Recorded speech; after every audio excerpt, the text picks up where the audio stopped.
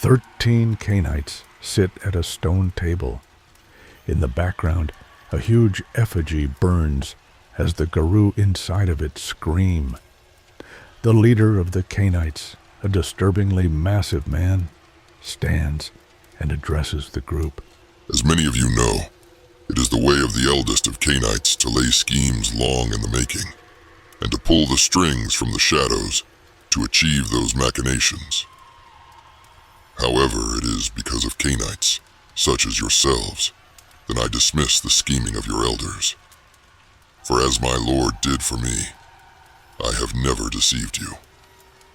And on this night, thanks to your aid, I have taken the largest step toward my ultimate goal in 7,000 years. The commander spreads his arms wide and gives the slightest bow towards the Cainite seated. He then makes a gesture to the slaves surrounding the table, who all scurry towards his tent. No treasure I possess is enough to thank you for what you have helped me accomplish this night. So I offer the two things to each of you that I value most. The slaves return, carrying several bronze bowls filled with a deep red liquid. The first gift is that of my blood. Know this, not in my time on Enoch, not in my long walk on the earth, as it grew from the deluge, not when I walked in the civilizations of mortal men, nor when I was the destructor of those civilizations. Never have I sired a child. The slaves place the bowls in front of you. I will state this plainly. This is a gift, and one that neither my hospitality, nor my status as your leader, obligates you to take. If you deny this, I will take no offense, nor shall you fall from my graces. What you've helped me accomplish tonight puts you beyond that. If you have questions, ask them. I do not expect you to take this decision lightly. Drink once, and you will take on a portion of the power I offer. Drink twice, and you shall leave behind your clan, and walk the eternal nights as the first of my own. Gunvald raises his hand awkwardly. Yes, I have a question. It's just, you just killed a god. You just killed a god with your bare hands. Why aren't you the conquering commander of the world? A fair question. I have actually involved myself with the mortals a few times in my life. Hero, emperor, chieftain, god. These are all titles I have held, though I found they interest me very little. As for being a conqueror, the last time I acted in that role was about 2,400 years ago. I led a band of warriors similar to the Legion, except in those nights we traveled by sea. I saw the growth of the mortals, in what you would now call the Age of Bronze, and I took that band and challenged all the civilizations of the Earth. After only a few decades, I had won rather easily, disappointingly enough.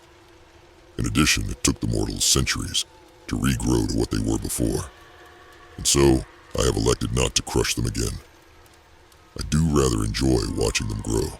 I had a similar question, Mynheer, except with our kind, rather than the cattle. The majority of conflicts between Cainites I choose to stay out of, because I would prefer my youngers handle things on their own.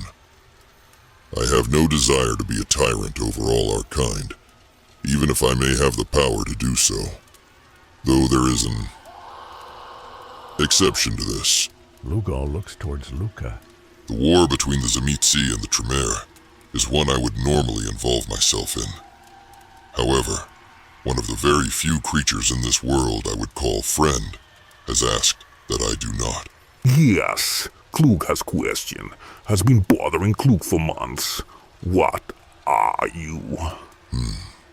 Even I would have assumed the young Brodovich would be the one to ask me that. Very well, Klug. What I am goes back 10,000 years before the start of the Christian calendar, when I was created on an island ruled and populated by the most powerful practitioners of magic to have ever lived. I was made as a gift and as an insult, crafted in the image of Cain, but larger, more powerful than any mortal man. I was meant to portray both the great power they attributed to Cain, and that they thought of it as brutish and crude. When Cain saw the insult in my design, he commanded me destroyed by the creatures of Zimish. However, I struck them down, and was soon set upon by the sculptor himself.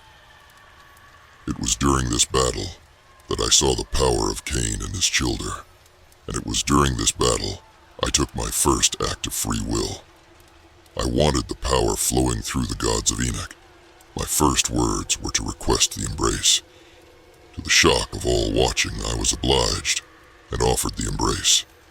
The reason why is lost even to me.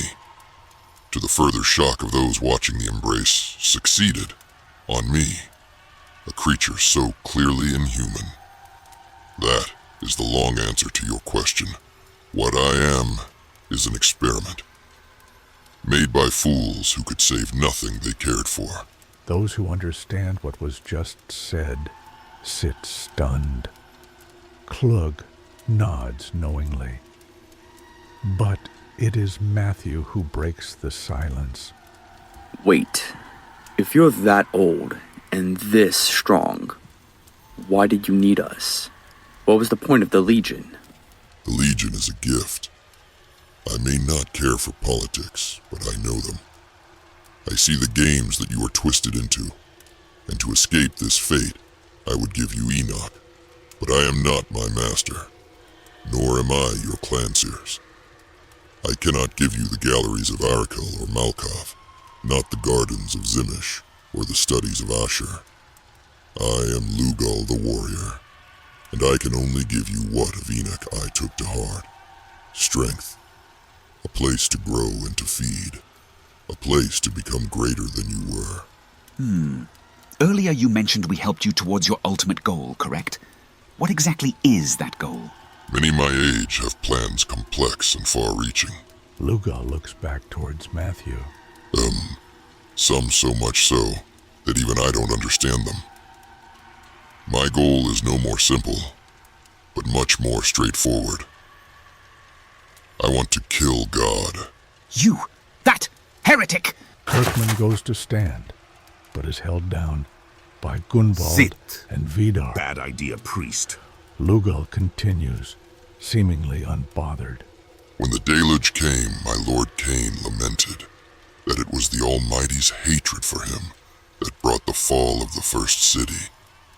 As Cain is the wisest of all beings, I believe him, and so for bringing such pain to my lord, to my city, and to those I care for most, the Almighty must die. I have found and consumed many great beasts in my travels. I have destroyed his Elohim in some number, but the Father Wolf was the first of the Celestine, the first truly divine creature that I have brought low. Lugal's fist tightens, and intense power radiates from him, made visible and nearly blinding by the Fey sight. And I will find the rest. Gaia, Luna, Lucifer, the Almighty itself. If it takes me an eternity, I will destroy them all. The giant relaxes and looks towards the Crusader. You may leave, Kirkland, if it so offends you. Your service has earned you safety until the end of the night. Kirkland leaves, furious, but not suicidal.